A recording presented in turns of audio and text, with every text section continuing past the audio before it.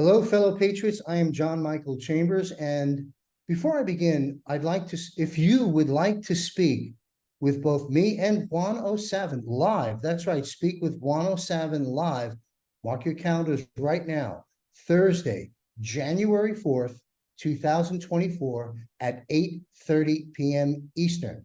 And we will be live for a full hour, both Juan and I, to answer your questions. What a great opportunity this is. Juan has made himself available. Visit AMP News, A-M-P, ampnews.us, and click on AMP Insider. If you're a premium member, you know what to do. For those visiting for the first time, visit ampnews.us, click on AMP Insider Premium Access to join in. Both Juan and I look forward to seeing you there. Now, to support Juan's efforts, be sure to visit thejennifermack.com, and avail yourself to Juan's films, his mega merchandise, which is very entertaining, very creative, and very powerful. In fact, President Trump, I believe, I want to comment on this perhaps later, signed one of the pieces of work, the Magador. So visit thejennifermack.com, avail yourself to Juan's films, his merchandise, and his books, and support Patriot efforts now more than ever. I also invite you to watch my monthly update called the 40,000 Foot View. You'll also find this at ampnews.us, on Roku channel, and various video sharing and social media platforms.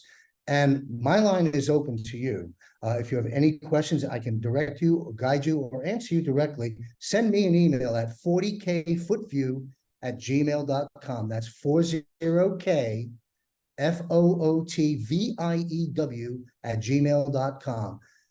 And now a man who has been serving this nation since the time of Ronald Reagan. His clandestine assignments and self-imposed directives, many, if not most of which are unknown to the public, play a critical role in protecting this nation and its interests for decades.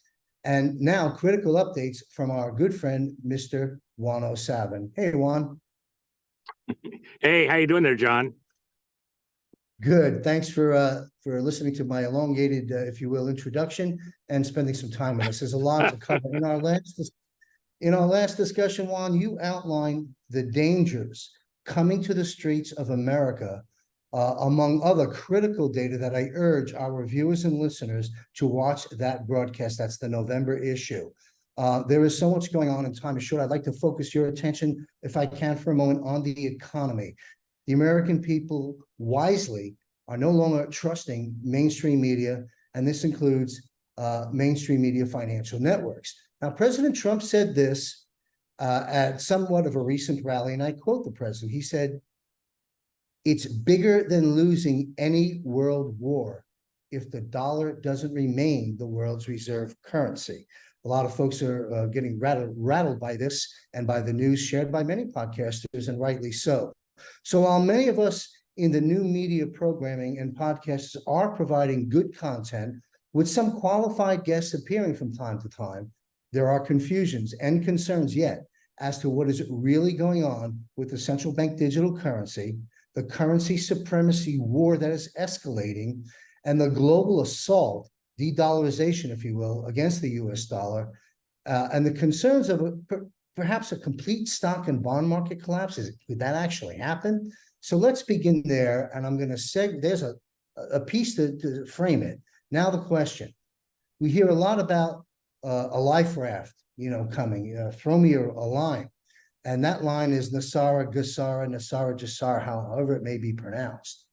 Please elaborate as to what this is, what its origins are, if and how will NESAR, GESARA even play out? Well, the short version is it's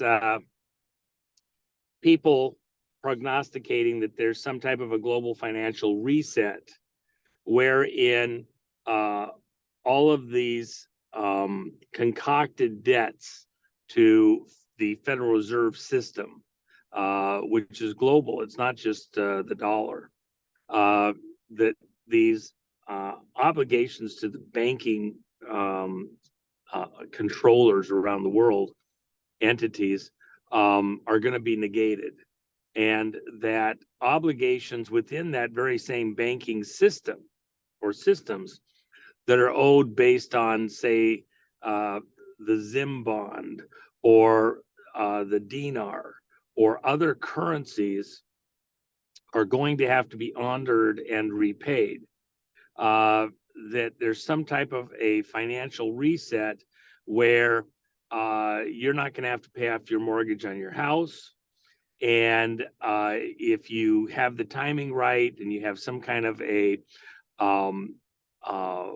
foundation that's going to allow you to do good for the public, you know, care for disabled vets, care for children that have been taken out of trafficking rings and things like that, that if you show up and your paperwork is all correct and the T's are crossed, the I's are dotted in the magical redeeming hours, which will only be for a day or two or whatever, that you're going to get these fantastical returns on your dinars and Zim bonds and other currencies, because the banking class is going to have to honor agreements and contracts that were put in place. And so, you know, within that scenario, everybody's going to have a 747 and 50,000 acres. And, you know, it is not actually realistic. And I've spoken about this, including with hosts who push this perspective. And I've been very direct about it for quite a long time, literally a couple of decades, because a lot of this began back with the Iraq conflict, first and second, and certain, you know, understanding of what was going on in the banking world with dollars and dinar and everything else.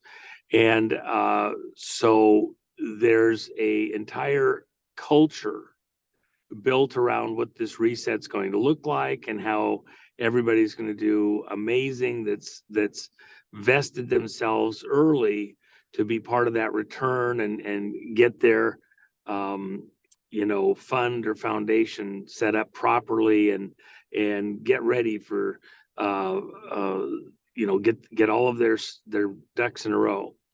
And the reality is, while there is going to be a reset, and it will be affect the whole world, and we're very close to some aspects of that, it's not at all what I believe is being pushed out in a lot of those markets.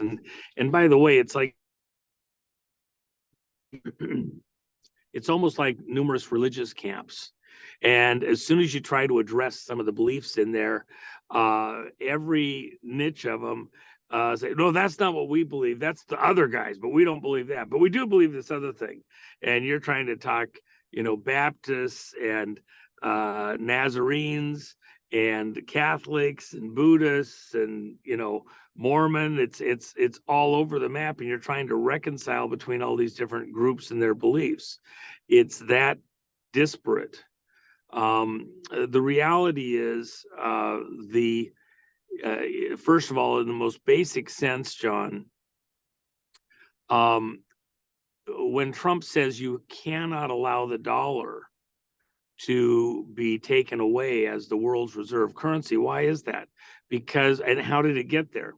Because with the dollar and conducting transactions primarily in oil or energy all around the world, we have put ourselves in the position of guaranteeing the free flow of oil and gas all over the world, and anybody that would come in and disrupt that, taking out oil or gas lines or tankers or refining facilities, then they would suffer the wrath of the American military industrial machine, the political machine, the State Department machine, and we would go after anyone that interrupts the flow of energy. Why? Because energy is the most traded commodity on planet Earth.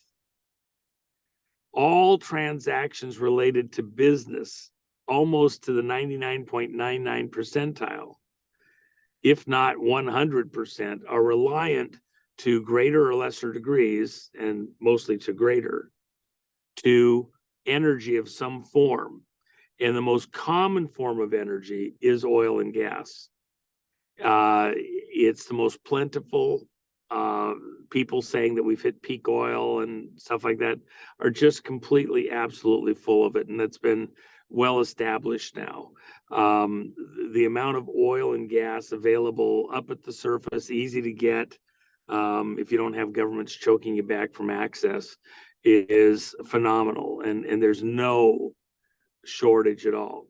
The scamming going on to pick winners and losers amongst nations with this global greening fraud is a political intrigue aimed at taking America and the dollar out of its preeminent position of authority between nations and states,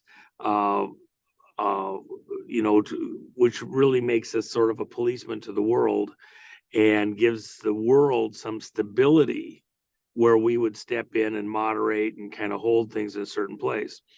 The real concern that President Trump is expressing, and that's part of this whole thing, is that if you take away the dollar as the reserve currency, or the currency that's being used good as gold between nations where energy is traded, which is what's really going on, the dollar's tied to energy or oil and gas. If you take that away and go to a basket of currencies, instead of it just being guaranteed by American stability, now it's Russia and China. Now it's the euro or other currencies, the BRICS, etc. And now their militaries come in and it becomes very hodgepodge.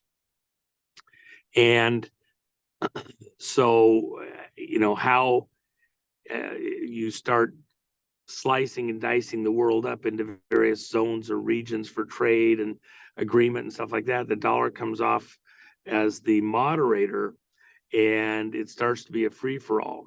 And, whenever, for example, you take out one mob family and you don't just get another one that comes to top, you get 3 or 4 of them fighting for who gets to be in control. And in that power vacuum, it can get very messy. If the dollar is going to be removed as the world's reserve currency, then all of these others are going to want to move in to fill that vacuum. And you're going to have a free-for-all for a period of time while there's a new reset. And at the end of that, there will be a dominant currency. Is it BRICS? Is it the yuan out of China? Is it some combination that we haven't figured out yet? And in the course of that, because we've been exporting dollars out of America, and that's kept our dollar stable under this Federal Reserve System, a lot of those dollars start coming back to America, and it does what happened when we took down the Soviet Union. We allowed them to export rubles, and we bought them by covert means, and created a bank of rubles outside of the Soviet Union. Soviet Union had a law that didn't allow you to take rubles out of the country and trade them, but there was a finding under Reagan that if rubles did appear outside of a country, and it didn't say rubles, it just said a currency that's not freely traded outside the country according to the laws of that nation, that those internal laws in that nation don't apply to stuff that shows up on the outside of that nation. Anybody's free to buy them. So literally crime figures and politicians and military figures began exporting rubles out of the Soviet Union, and we bought them on the free market outside. Some people had falsely claimed that we counterfeited rubles, which never, ever, ever, ever happened. We purchased those rubles outside the Soviet Union, created a store of them, and then at a particular point, and we were buying them with hard Western currencies, primarily the Deutschmark, the dollar, and the yen. Then we created a market for rubles. Then we began to sift them back into the Soviet Union over a short period of time. The ruble began to collapse because of all the rubles flooding back into the Soviet Union looking for goods. And their crime families began dismantling the country internally to get anything that wasn't nailed down in order to get Western currency and the rubles that we were sifting back in. It collapsed their economy. The Soviet Union collapsed. We won World War III without going to nuclear war. The threat for America is that if the dollar is no longer the reserve currency for the world, and those dollars start trying to race back into America, that you will have not just inflation of 7 or 8 or 9%, which our economy really can barely handle right now. You would have inflation at 30, 40, 100, 200% a year. Our debt system, our economy cannot sustain that. We would collapse more readily than the Soviet Union would. And that's exactly what the danger is. It would start with the regional banks and move towards just a handful of core banks at the center, half a dozen that would be in charge of the country. And that's the direction we're actually headed. Plus, the move out of the dollar into blockchain currencies, which was a DARPA operation. So in that scenario, the business of America is business. Our ability to transact business at the speed of inflation, to order and build and deliver goods in a timely fashion in a high inflation situation, even a hyperinflation situation, is not going to happen. And America would be on the ropes very, very, very quickly. And that is, in fact, what's in the offing. One quick side note before I continue. We're talking about a Federal Reserve note dollar.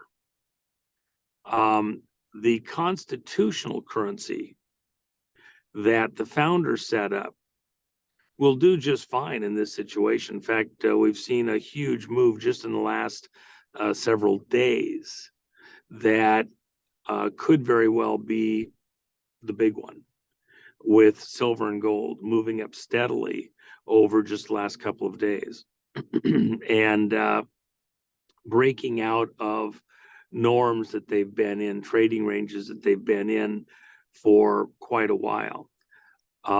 We'll know that we have solidly broken out of any manipulated markets as gold pushes past about 3,300 and as silver pushes past $29.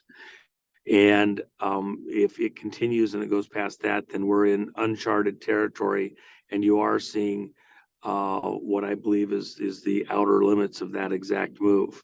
This is a globalista move by global players who are seeking to take America out of the fight on several fronts and to have America kicked to the curb so that they can do what they want to in taking over the whole world, certain corporations, bloodlines, political powers, and families. In that power vacuum, they get way ahead.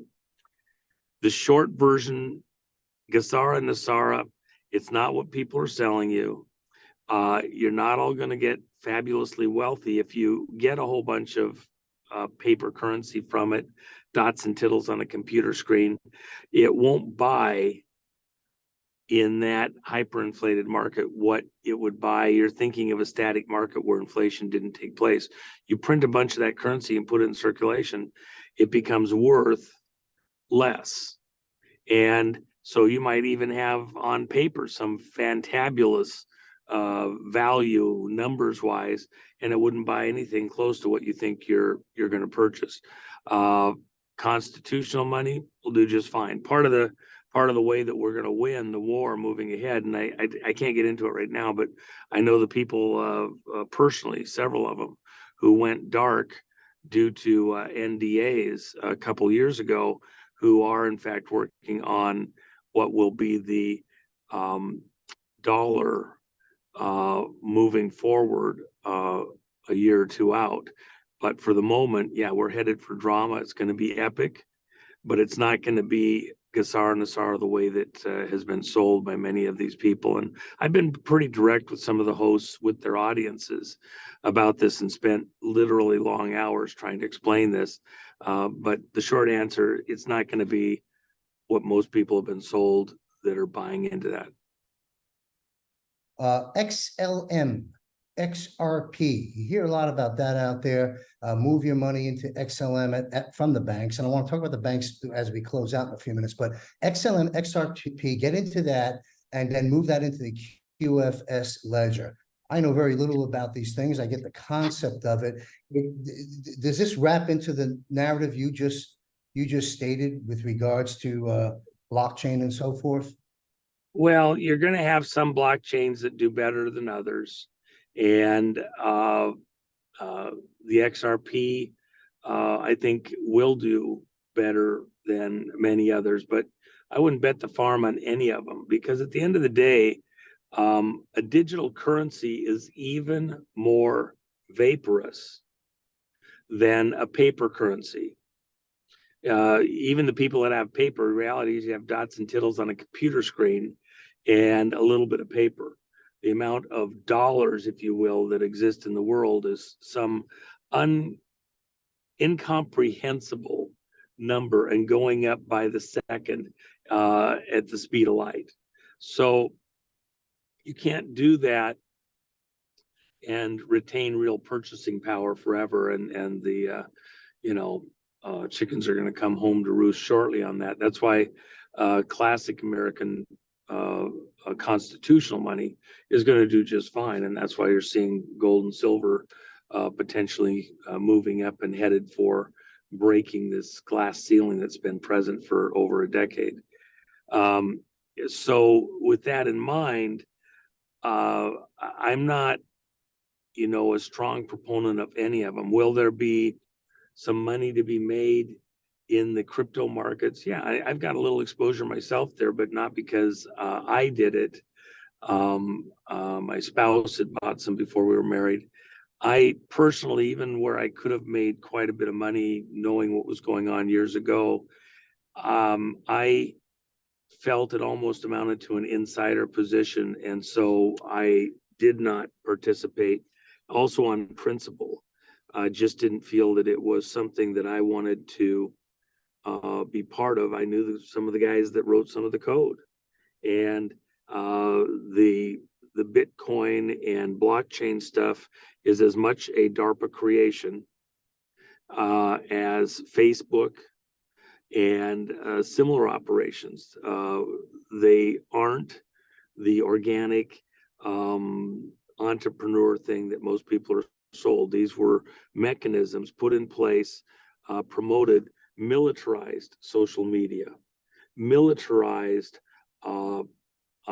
trading, mechanisms, currencies, and they are designed to allow those people behind them that control those technologies to literally take over the world. Treasure trove of information once again.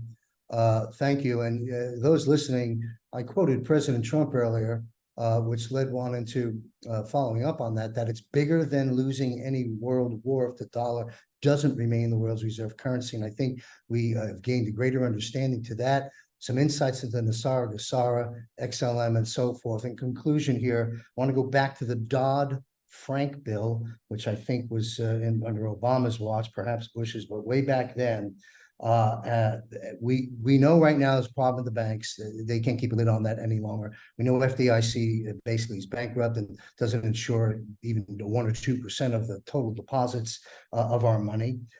We know about the from 2008-9 debacle, created, of course, by those that create these things. The bail-in, bail-out. We bailed out the banks then, and through taxpayer dollars. Now they're going to bail. Either way, we're paying for it. Now we're going to bail in, according to the Dodd-Frank bills, I understand to be. Bail in, of course, means keep our deposits to shore things up for the mess the banks are in. I translate that as theft, but that's just my opinion. Having said that, there's a problem at the banks. Do you care to comment on Dodd-Frank, FDIC, bail-in, bail-out as we wrap up this segment?